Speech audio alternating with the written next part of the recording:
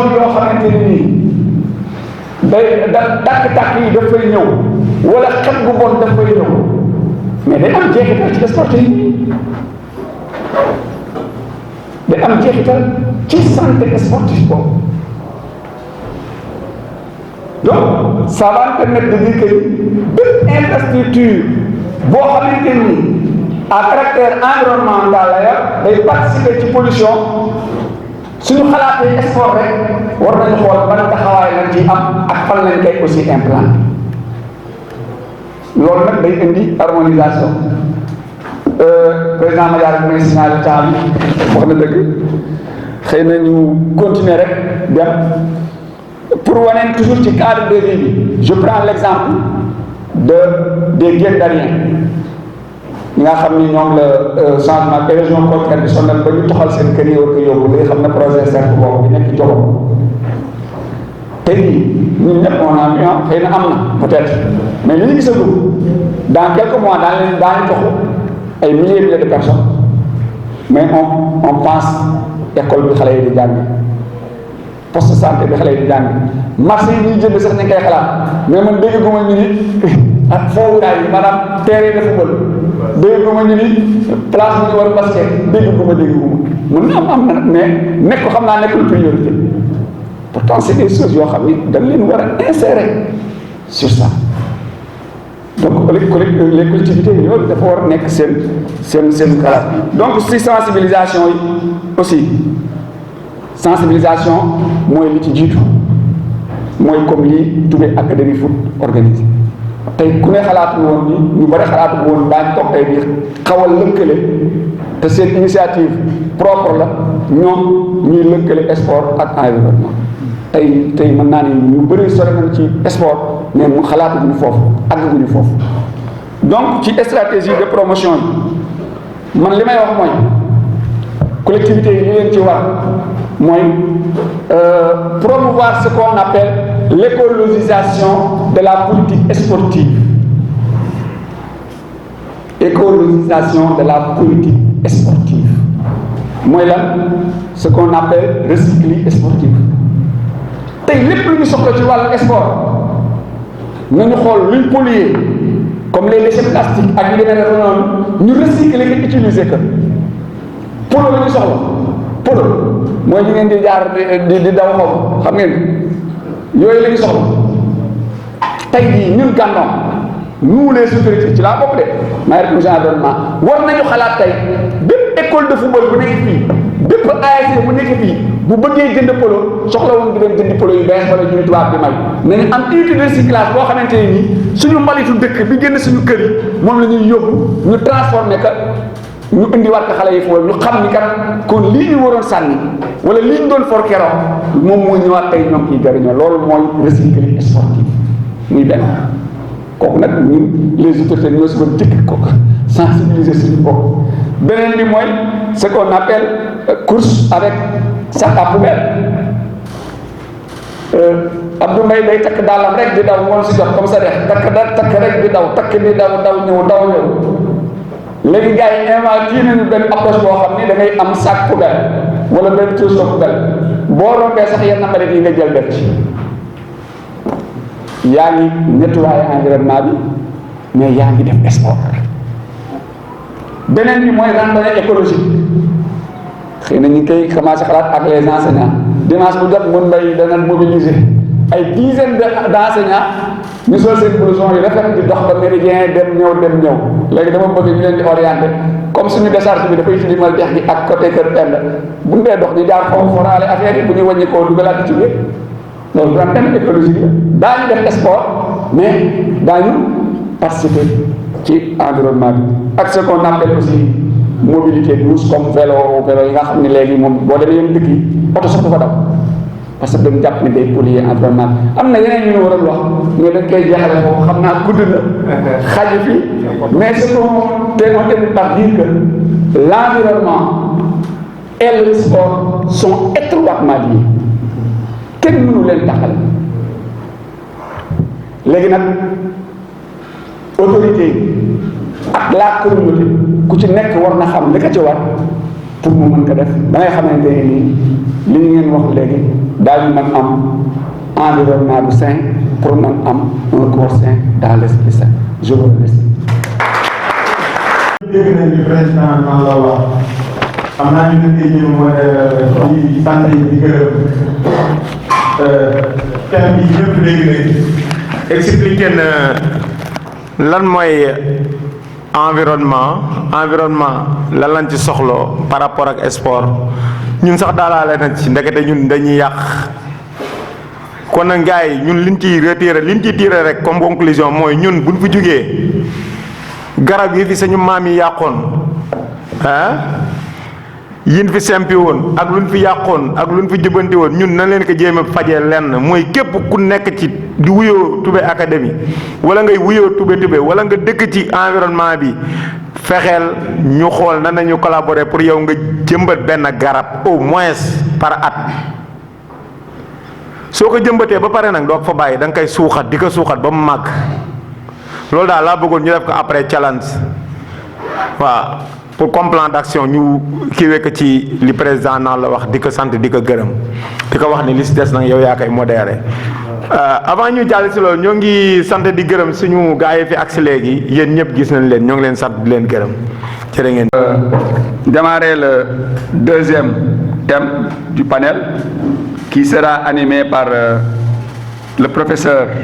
Mamadou Leye, qui est en même temps chargé de communication de la commune de Gandon, membre du cabinet maire de Gandon.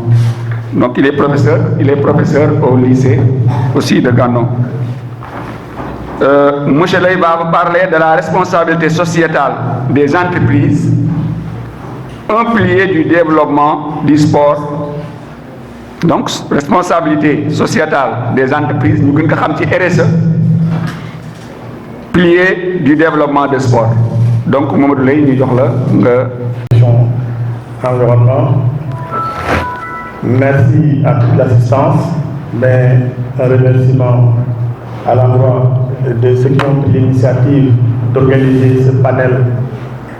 un panel de réflexion autour des questions relatives au développement du sport dans la commune de Gandon. Donc, je ne vais pas tirer en longueur.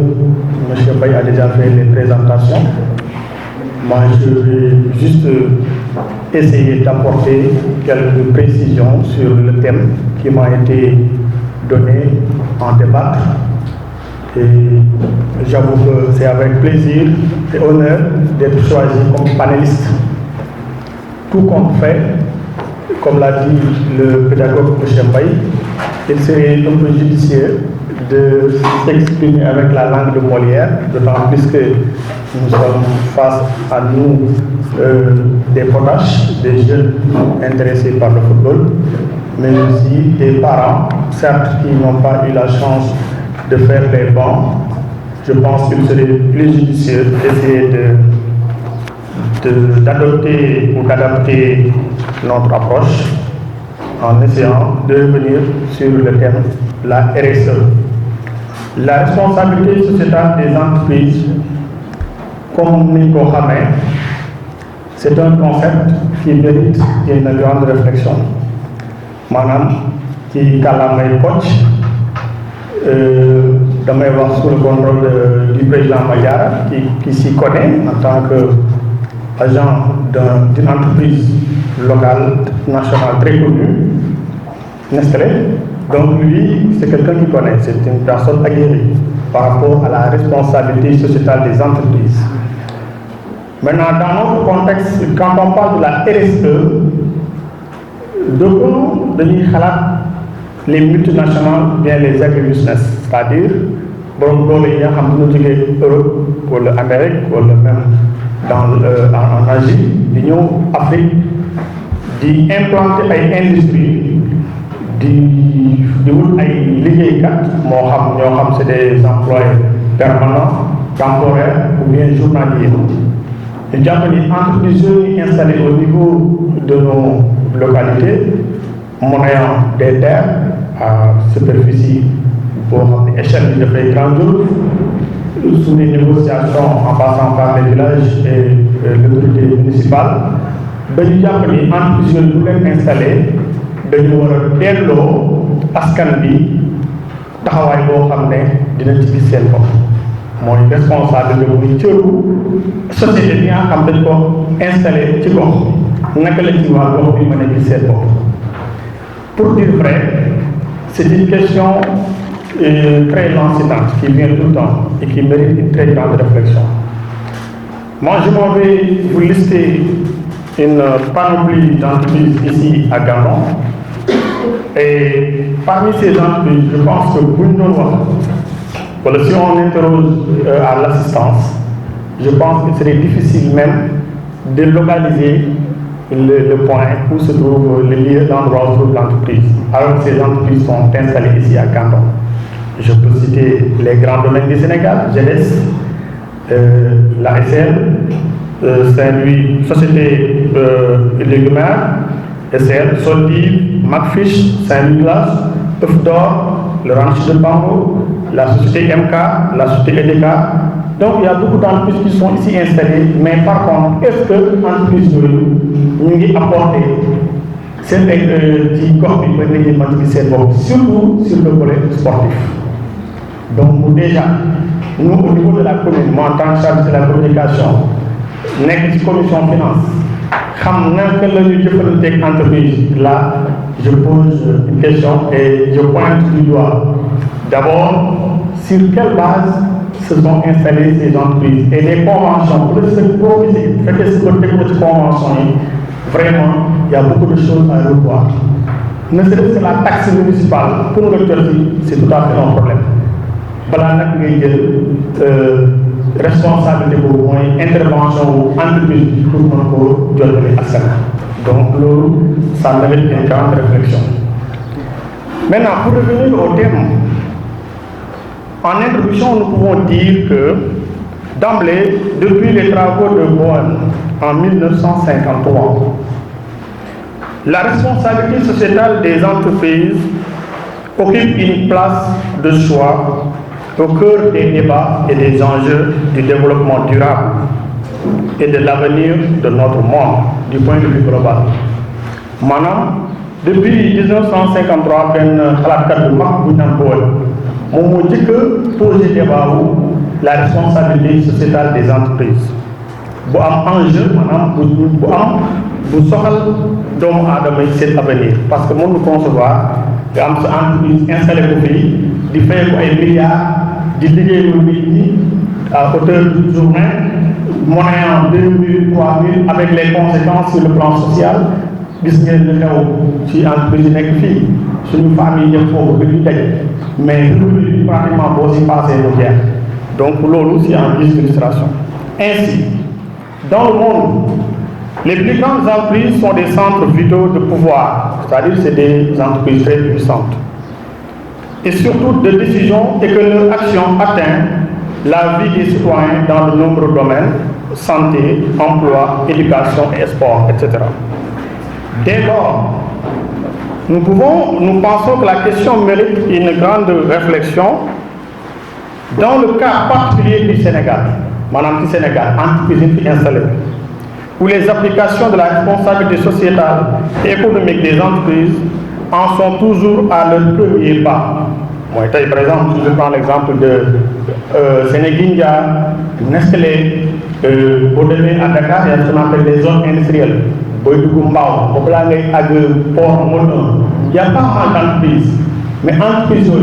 souvent, rares sont des sociétés nationales. Mais pour ceux des étrangers, on se pose la question, est-ce qu'ils respectent attendre bien les populations de mon pays en entreprise. Et là, on pose le débat. Après, avec les interventions, nous allons ensemble voir est-ce que réellement ces entreprises respectent ces attentes de la population. Dans ce contexte sénégalais, on se pose la question à savoir la RSE favorise-t-elle le développement en termes d'infrastructures sportives, culturelles ou éducatives. Par exemple, est-ce que nous installons les ZS, ou le SL, ou le Saint-Nicolas, ou le Marfis, ou la centrale à gaz à côté de 250 MW, ou la centrale électrique, D'ailleurs, on parle même de l'installation, la création d'une zone économique spéciale au niveau de Gandon, qui doit prendre 560 hectares. Est-ce que la population est avertie pour poser sur la table et le responsable de l'OHAM dina permettre tout l'académie de foot, un club digne de ce nom, centre de formation professionnelle non seulement élèves pour les études et sport, comme l'a dit M. Faye dans son exposé.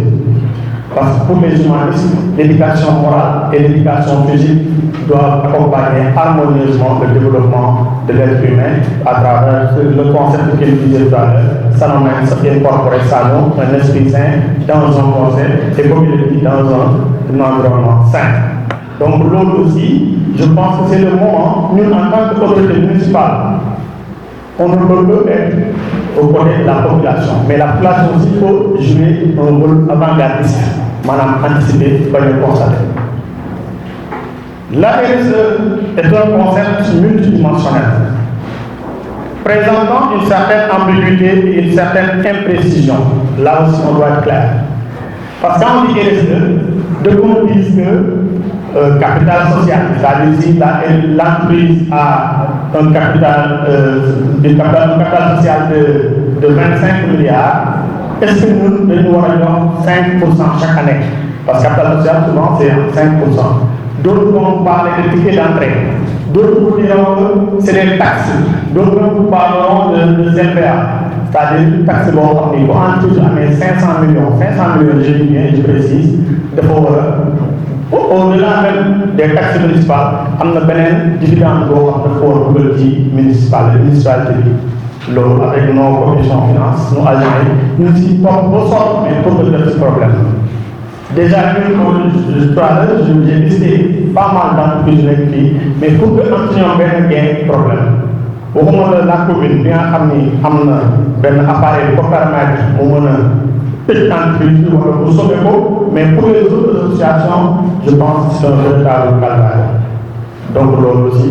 ça mérite réflexion. C'est pourquoi je parle d'ambiguïté et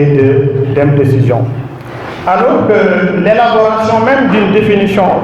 commune, que tout le monde soit d'accord sur la définition de la RSE, parce qu'il y a plusieurs entendements. Car l'étude de la RSE prendrait plus de sens et faciliterait la compréhension si nous la considérions selon les différents critères ou angles de vue. Je m'explique. C'est-à-dire, si quelqu'un fait une RSE, moi, entreprise d'une fille installée, de pouvoir dire comment, du côté déjà, tous les penseurs ou les experts ne sont pas complètement d'accord sur ça. Sinon, pour l'exemple de ZS, ils ont pris des réactions. Ils ont électrifié les villages, Lamsar si on prend la SL, avec Laurent, ils ont construit 4 salles de classe au niveau du CM de Yala, des salles de toilettes, mais aussi ils commencent à électrifier Yalahar. Yalahar n'a pas d'électricité, ils sont en train de faire de l'installation à Yalahar. Mais je sais que c'est minime. Mais tout cela, nous avons un peu raté le départ. Et là, comme j'ai prévu avec Bon depuis 1953, jusqu'à présent, l'État ou bien les populations de nuit autour des entreprises, parce que même la définition, c'est celle qui est ambiguë. Mais la RSE est définie par certains experts comme étant la définition. C'est l'engagement des entreprises à contribuer au développement économique durable, un engagement à contribuer au développement économique durable, travaillant avec les employés, leurs familles, la communauté locale et la société en général pour améliorer leur qualité de vie. Donc si nous tombons d'accord sur cette définition, qui est holistique, globale, qui touche l'employé, la famille, la communauté locale, la société, pourquoi améliorer les qualités de vie par là? On en est bien par eux. Toutes les entreprises ici installées doivent participer de manière efficace, efficiente pour l'amélioration de nos conditions de vie. Mais malheureusement, le constat est général. Les entreprises ne jouent pas leur rôle. À ce titre, le Sénégal demeure à ce jour un pays développement de potentialité. moi je ne dirais pas le Sénégal, je dirais Gandon, avec une population qui avoisine les 40 à 50 000 habitants, avec une superficie de 42 000 hectares, 420 km², constituée en 3 zones. Chaque zone a sa spécificité. La zone de Loubé, de Rao, de Yaourou. Mais malgré cela, comme je l'ai dit au début de mes propos, que les entreprises, pour la plupart, c'est des agribusiness, c'est des multinationales. Ce sont des gens qui viennent d'ailleurs, qui s'installent, qui profitent de nos mines, nos matières premières et de notre main-d'œuvre. Mais en retour, nous tous nous pouvons nous poser la question, est-ce que ces entreprises nous sont rentables? Est-ce qu'elles nous sont utiles? Point d'interrogation. Je pense qu'avec l'assistance, nous pouvons quand même essayer d'y apporter quelques éclaircissements en guise d'intervention. Le Sénégal dispose de nombreux atouts favorables à l'implantation d'activités économiques et a entrepris des réformes d'envergure pour libéraliser son économie. Donc, dans l'approche de faire venir les entreprises au niveau du Sénégal à y installer, c'est pour booster notre économie. L'exemple de Sandiara, avec les zones économiques spéciales, les agropoles, l'exemple de Diamniadio, Villeneuve, tous ces projets-là, c'est un appel. Sans plus tarder, par là, je m'en vais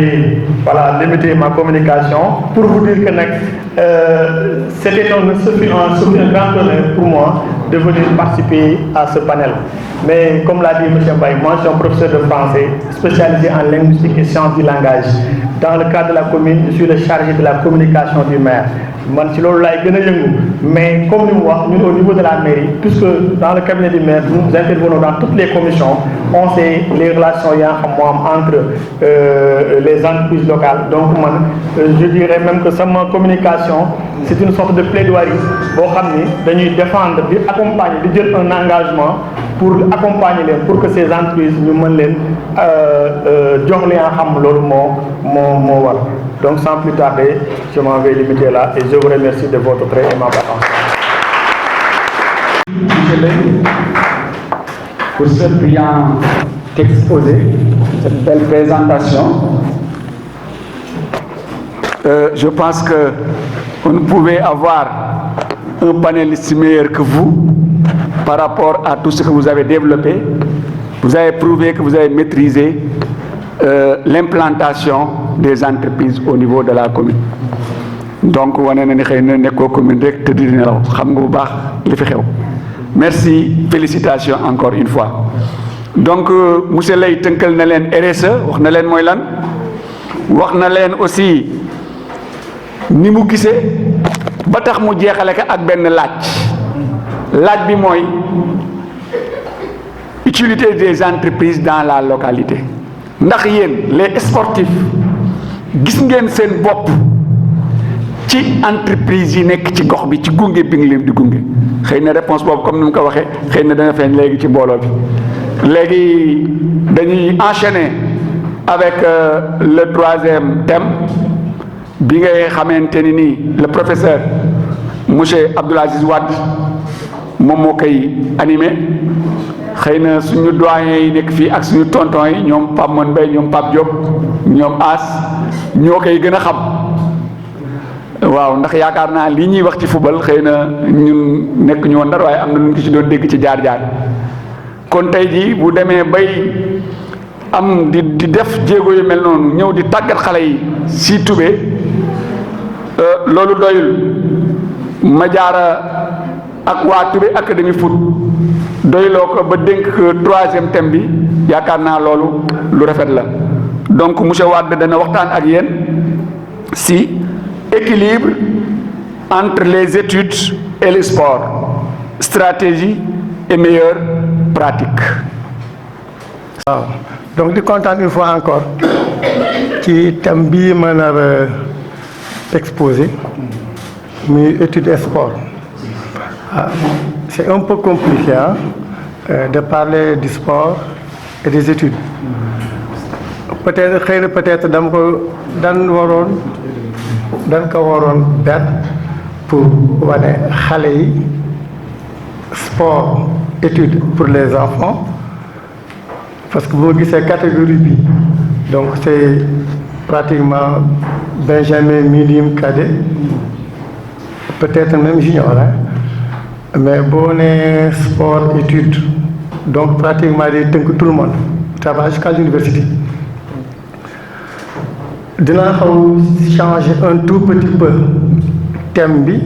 insister beaucoup plus sur la catégorie jeune.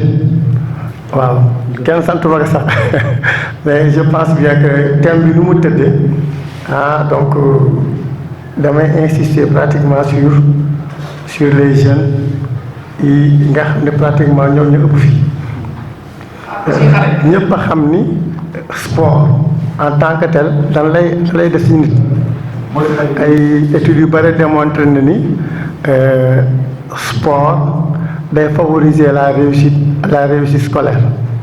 su fekkee ne dañu bëgg concilier sport ak étude dañoo war a xam ni loolu jàpp na ci différentes disciplines mën a nekk ci sport individuel mën a nekk aussi sur les sports collectifs. Bon, collectivité sportive boobu donc football ci la bokk et je pense bien que centre Bekar bi c'est uniquement pour le football, hein. Bëggoon naa la ngeen yokk ci leneen quoi mu bañ yem seulement sur le football. Donc oui, penser avec les autres disciplines comme l'athlétisme. Comme am ngeen un grand encadreur en athlétisme, donc Amadou Mbaye donc waru leen yem donc seulement sur le football. On voit que beaucoup de jeunes dañuy rêver transformer seen passion qui est le football ici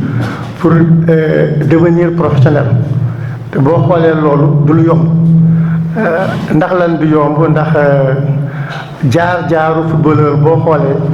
am na yu bare lu ci lalu lu ci gën lalu lu gën a compliqué mooy la concurrence. waaw boo xoolee concurrence moom peut-être ni étant jeune du leen xaw metti tuuti mais au fur et à mesure que ngay jëm mag da ngay xam ni jafe na.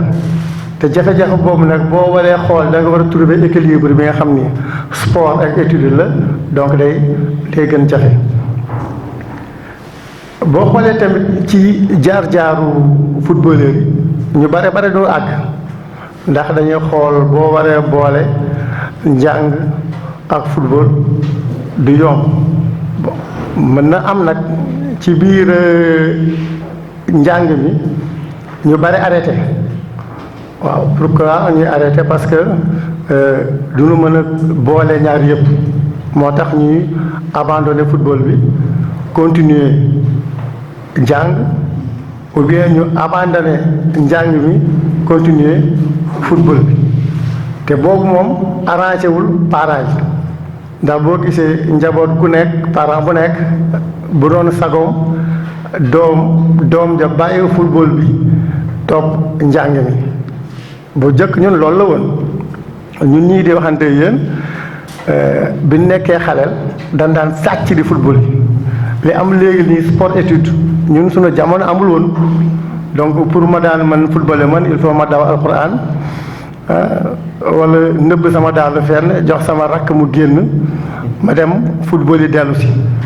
donc yéen am ngeen chance léegi ñu ni leen mën ngeen boole jàng ak football. Mais du comme par exemple école yi nga xam ne ñoom dañu am uniquement pour jàngale football ak étude. boo xoolee le cas de Jambar boo xoolee le cas de Génération Foot ñoom laa gën a mën citer fii au niveau de Sénégal ñoom ñoo fi nekkagum yéen moom ak yenn écoles yi donc dañuy jéem a taqale xool nan ñuy def ba ñaar yooyu mën a ànd. ci biir dañuy xam ni tamit football sport ñu xam kaat ñu nangu ko ñu bañ ko nangu ñëpp en général am na lu muy def ci nit. waaw loolu muy def ci nit nag ñu bare ay borom xam-xam ñu bare seet nañ ni effectivement que loolu am na njëriñ par rapport au cursus de l'élève ou bien du joueur. ñu mën wax ni donc kooku kay boole dana am ay résultats yu baax par rapport à ces études mais toujours est-il que ñu xam ni rek football ou bien sport en tant que tel njëriñam mooy yokk nit ki par rapport à sa carrière donc d'études. Bon li gën a am njëriñ par rapport ak sport ak étude mooy organisation. Pour nga mën def sport étude il faut nga am une très bonne organisation ñu xam ne année scolaire dafa gudd ak aussi année saison sportive donc pour mu mën a am il faut nga rigoureusement nga am un temps bi pour nga réussir que il faut nga prioriser ak articuler benn emploi du temps bu adéquat par rapport ak li nga bëgg def emploi du temps boobu nag la ñuy ñëw. naka ngay amee emploi du temps bu baax léegi ci yéen ma gis ni yéen pour ngeen defar emploi du temps bu baax di ko boole ak seen étude dana jafe xanaa seen encadreur mën ko def donc je demanderai aux encadreurs que chacun prenne l'emploi du temps du joueur peut-être moom mën nañu bañ bokk classe. waaw c'est un travail fastidieux parce que yéen a choisir encadrer les jeunes bu nekk bu paree jëlee emploi du temps war na ko indi si yéen bu ko indee ba pare ngeen xool naka ngeen di programmer par rapport à ces heures creuses du lu yomb. du lu yomb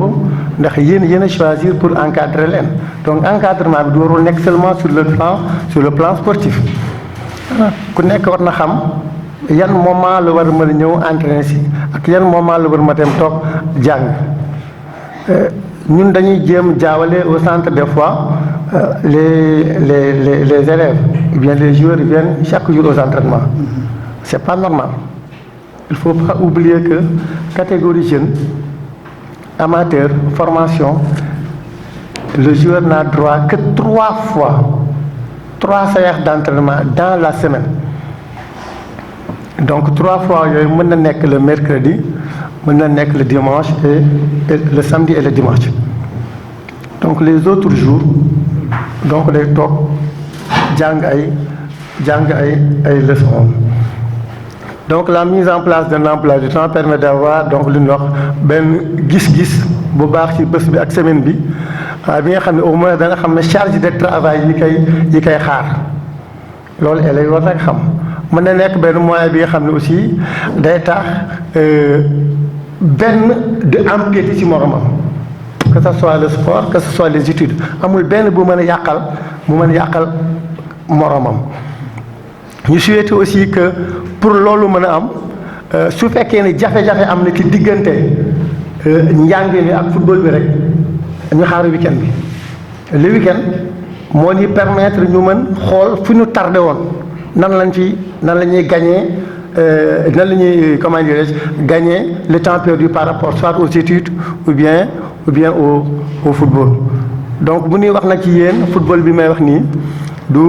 du compétition ba tax may wax ba may wax ni mooy ci njàng mi parce que da ngeen toll ci jàng la catégorie jeune jàng moo war a gën mooy war a gën nekk priorité que la compétition.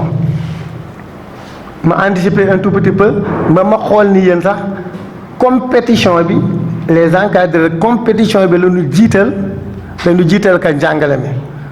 pourquoi je le dis j'ai assisté aux 2 matchs contre Gandon. boo xoolee résultat ba la ngeen gën xool que li xale yi doon def donc une fois encore ngeen bañ jox priorité la compétition te dañ toll ci ay xale phase bi nga xam ni ñoom il faut ñu comprendre ou bien ñu jàng maîtriser les éléments techniques qu'un joueur doit avoir. contrôle passe réception ñuy xam fan la joueur mën taxaw par rapport à une situation donnée. Moi je pense bien que de beaucoup de temps que je suis passé dañuy fàtte yooyu dañuy fàtte yooyu léegi di calculer donc comment dirais-je gagner alors que man boo gisee ma génn à la direction technique c'est ça j'ai demandé que les gens privilégient beaucoup plus l'apprentissage que la compétition donc mu dugg seen bopp Amadou ngeen xam ni ñi ngeen yor ay trésor la ils sont à l'âge d'or ñu ma gis ne ci gannaaw ils sont à l'âge d'or 12 ans 13 ans 14 ans foofu la njàng mi war a mën gën accentuer wu donc pratiquer un sport ou bien une activité physique du seulement day favoriser la réussite mën na aussi joxe une source de compétences personnelles qui aura comme effet positif sur le plan scolaire aussi sur le plan professionnel. ñu joxe exemple foofu ci loolu ci football boo joxee football objectif yi mooy gagner moom laa leen doon wax léegi yéen seen objectif yi mooy gagner mais ci biir gagner boobu mais mën na defar nit ki nan la koy defaree en tant qu'athlète mën na ko jàngloo mu xam sa place au sein d'un groupe mën na xam comment si nan la war comporter woo am na sa pierre à l'édifice dans le travail mën na aussi am ay compétences yoo xam ni day tax moom mu xam lan la war a def demain dans sa priorité dans une priorité donc d'études ou bien d'expérience ci loolu mën na la wax ni mën na tax moom joueur bi ni muy dimbale ci groupe bi nii xam nga boo nekkee dans le groupe on est solidarité boobu au niveau de la classe on vous donne des travaux de groupe excusez-moi les travaux de groupe yooyu mën nañ ko transformer du football en classe parce que travail de groupe bi mooy entraînement dañuy def ay jeux réduits ñoom ñëpp bokkat passante jouer marqué yi boo demee aussi en classe ce sera pareil bu ñu joxee un travail de groupe yow mën nga ci wane ni yow lii ñu doon def fële mën naa participer ci nan la ñuy jàngee position de leadership boobu si mën na nekk position de leader boobu nga amoon ci groupe bi mën nga ko transformer aussi au niveau de la classe donc quoi qu'il en soit cet enseignement de valeur véhiculé par le sport sera toujours très utile au cours des événements même s'il est tout à fait normal d'avoir une préférence boo amee benn préférence aussi dans le cadre sportif loolu warul tax mu empiéter ci leneen ci njàng bi bu ko defee rek da ngay gis ay lacunes quelque part man ba ma doon jàngi peut-être anecdote la sax moi je faisais la série C ba S1 léegi j'ai fait la seconde S1 la première S1 j'avais pas le temps d'aller aux entraînements 8h midi 3h 19h 8h midi 3h 19h seconde j'ai eu benn match en première pareil moi je suis parti voir le censeur je dis bon je fais un changement de série mais foo jëm man ko série A3 mun ma da nga dox xanaa munul nekk man ko munul nekk mais mun ma non il faut transiter par la série D munoo jóge fii S1 dem L munul nekk man tama gerte mais finalement je suis allé à A3 à L2 pour dire donc que xoolal jot amul j'avais pas le temps il fallait que ma am benn créneau bu ma war a yóbbu pour ma dem entraînement mais un problème se posait le problème que j'avais mooy bu ma toppee entraînement yi tous les jours je voyais que mes notes baissaient donc dans ce cas il fallait faire un choix et le choix que j'avais c'est d'arrêter le football et d'aller faire continuer mes études alors que su fekkoon ni nag amoon nañu des encadreurs yi nga xam ne mënoon nañu ma guider ci li ma bëggoon def léegi wutal ma un emploi du temps adéquat bi nga xam ne dana ma permettre may entraîner ji di jàngi donc du ma am jafe-jafe boobu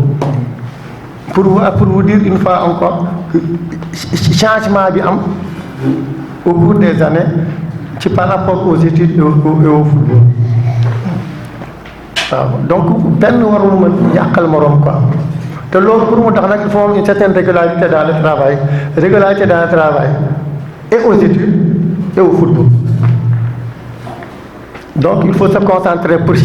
chaque domaine donné il faut que nga joxe fa à 100%. Joxe à 100% pour les études, joxe à 100%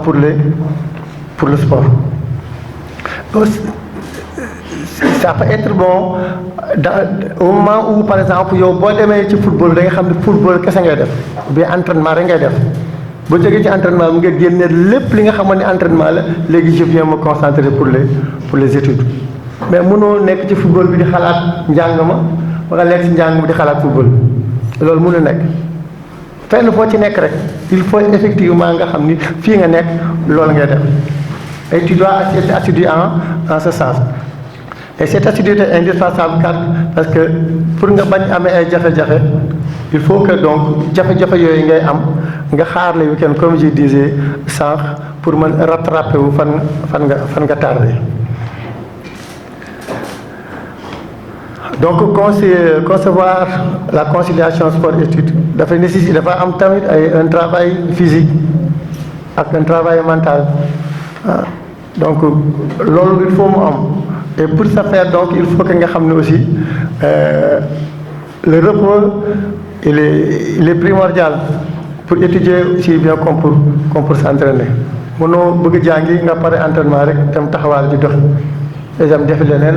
wala nga dem jàng ba pare rek dem taxawaal alors que war nga xalaat ne war nga noppalu noppalu boobu amule donc yow da ngay perte donc lépp li nga doon def. Donc le sommeil aussi le fait de dormir c'est normal que nit ki après bu jógee ci situation yooyu mu dem te di nelaw bañ di passer tout son temps à veiller si war nañ xalaat ni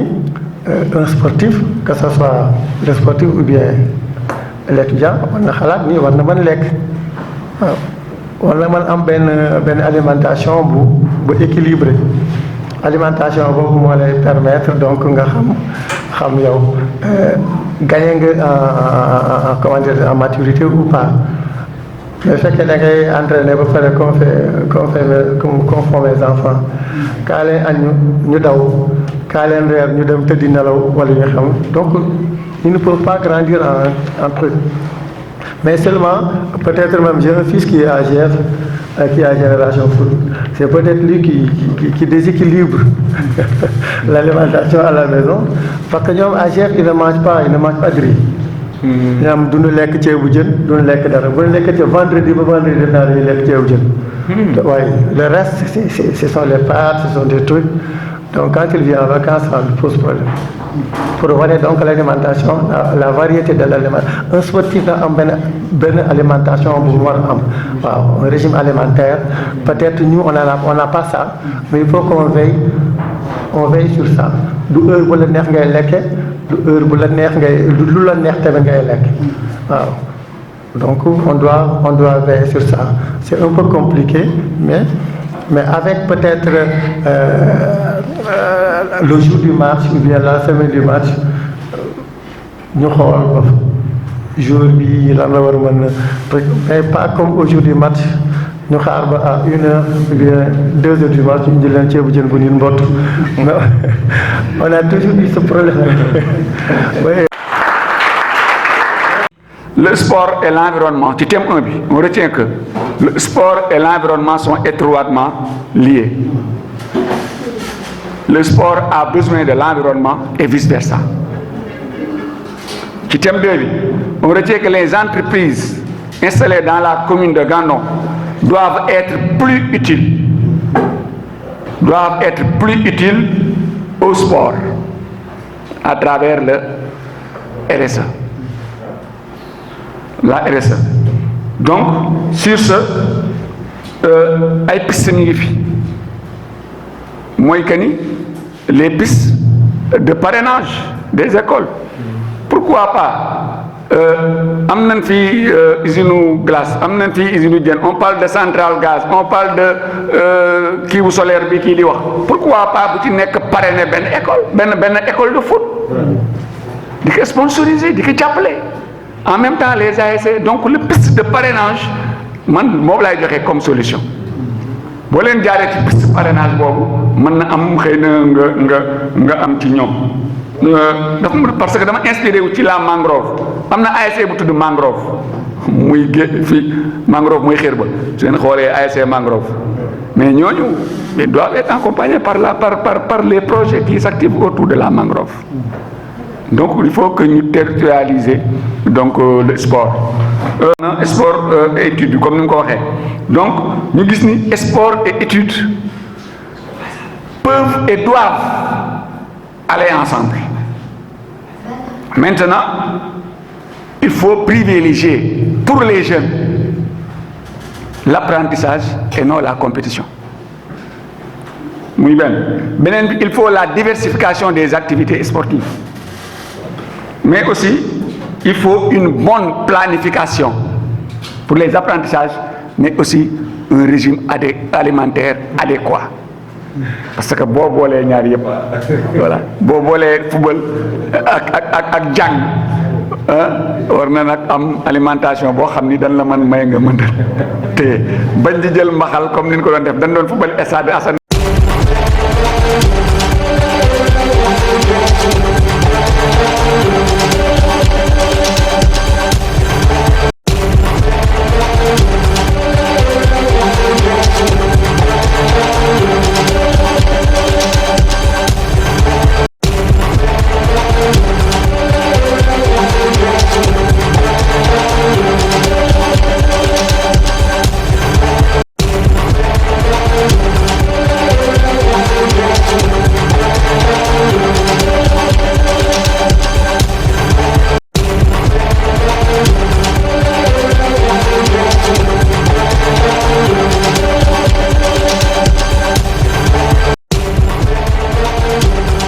xale yi ñoo ngi nii duñ ma bàyyi ma fen man heure bu ma jàkkaarloo ak ñoom ba ci jour bi ñu ubbi fii ko def bi ci quoi que As Diop bu gàndug ñun ñëpp ñoo ngi fi woon ñun duñ leen neexal man dama koy faral di wax di leen ni yéen seen temps tuuti lañ ciy jël bu ngeen delloo seen kër gi def leen li leen seen yaay ak seen baay sant mooy jàng da ngeen war a jàng ba bi examen yi génnee xëy nañu amaguñu yenn cadre yu formel yu nga xam wala doole ju nga xamante ni am nañ lépp luy papier ak ay outils yu nga xam war na leen mën a suivre waaye fii en Afrique xam ngeen ni affaire di demee wax dëgg yàlla yéen yi mënaguñ ko mais wax bi moom ñoo ngi si wax ñoo ngi leen di xupp ñoo ngi leen di wax ne leen lii bu li ngeen di wut nii xam nga tax man du ma leen ci neexal nee naa leen kuñ ci dimbali it bu ëllëgee soo amee dara bu la neexee ñun sax buñ jox dara ndax ku fi réussir ak lu mu mënta doon si sa kër nga koy jëmee say waajur say mbokk ñoom ñoo si priorité xëy na école football beeg loolu lam ci war a am xëy na moom loolu dina ko am day mel na rek comme li ñuy wax sànq si entreprise bu fi implémenté ak noo mënta toll ak doole joo mënta am loi yi ak règlement yi daf la wax ne la si li ngay am da nga ci war a jox population bi parce que yaa ngi leen di polluer te xëy na sax doo ko xam yaa ngi leen tere fu ñu waroon jaar ñu jaar fa te doo ko xam am na ñu nga xam ne sax xëy na si yow sa liggéey si la ñuy loru te doo ko xam moo waral loolu exigence la ci yow nga jël ci li nga am di leen assister la wax na assister di leen ci dimbali noonu la demee moo tax léegi dañ leen di gën a yóbbante que nit ñi aussi da ngeen leen war di woo di leen former ñu xam aussi yan yoon la ñuy jaar pour jot si loolu même buñ si jaaree ñun ñuy jaar nan si bind nañu lépp lu ñu waroon bind ci lettre jox leen ko yéen ngeen def ci li ngeen waroon def yépp ba jox leen ko ñoom ñun nag duñ ko yemale foofu bu ñu paree dinañ def suivi laaj leen ni leen ñun de ñun la waa diw ak diw ak diw bis sàngam dañ leen bindoon ni leen dañ leen bëgg ngeen taxawuñu si cadre RSE ba suñu maire signé ko wax leen ni leen ñii man maa leen approuvé pour loolu waaye gis nañ ni yéen amu leen benn taxawaay jëmee ko si sañuy ndaw ba xam ñoom lan la ñuy tontu te loolu yëpp ça sera documenté parce que bés day ñëw moo tax xale yi yéen góorgóorlu leen ngeen jàng ngeen góorgóorlu jàng ak sport waxuma football de sport en général ñooy ànd parce que dañ ko institutionnaliser parce que ñii ay professeurs lañu comme ñii sport la ñuy jàngale ñoo ngi ci biir école yi. am na ñeneen ak ñeneen ñi ngay gis ñuy def ay armée yooyu lan lañ école la ñuy génne mais boo xoolee lépp li ñu gën a def mooy sport kon nag sport kenn mënu ko génnee ci àdduna deneen jàng normal booleeg seen sport loolu daal lan amul luñ ciy wax moo tax man bi affaire yi en général bu examen yi kii damay laaj ñaata la ñu am comme ren jii dafa xew dama woo Abdou Boy ma ne nga comme yow yaay def communication laajal ma ñaata xale ñoo doon def BFM ak ñaata ñoo doon def bac ak ñaata ñoo doon def kii ak yooyu bu ko defee ngeen jox ñu pourcentage bi ñu dugal ko foofu sax ñoom si leen ni ma am na ñuy gis ay école football yu ko dugal ñun nag yàlla dogal na bi ñu koy def ñii doon def CFE yàlla dogal na ñoom ñëpp am nañ ñu nekkoon ci école football muy 100%. yàlla dogal na it BFM biñ koy def ci pourcentage bi ñu jox mooy 99% am nañ BFM.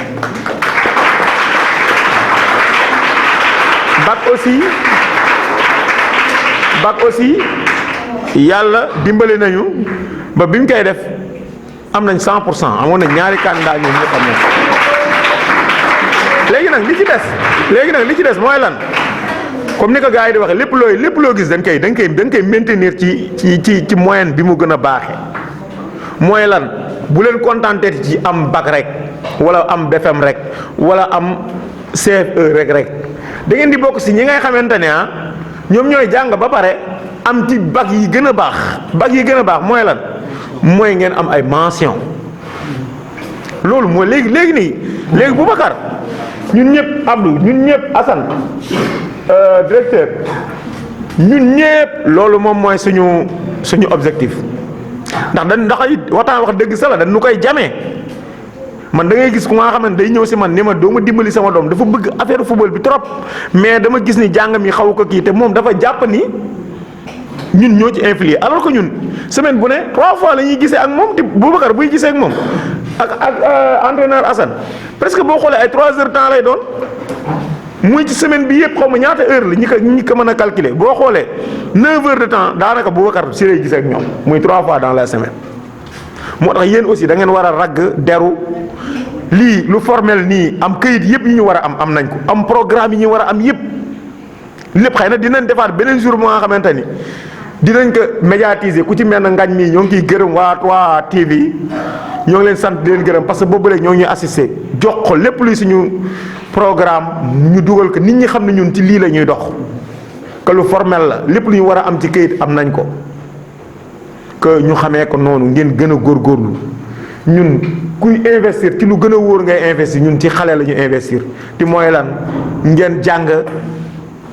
bu ngeen jàngee ba pare ngeen def seen sport. comme ni ma ko waxee woon sànq ni ma ko ubbee woon rek laa koy tëjee mbir mi ñun kin ciy gën a sant c'est notre maire Alpha Mamadou Diop tàccu leen. xam nga lu tax ñu koy sant mbir mi biñ ko xalaatee amuñu woon fitu def ko li may wax nag du politique mais réalité la dama leen di expliquer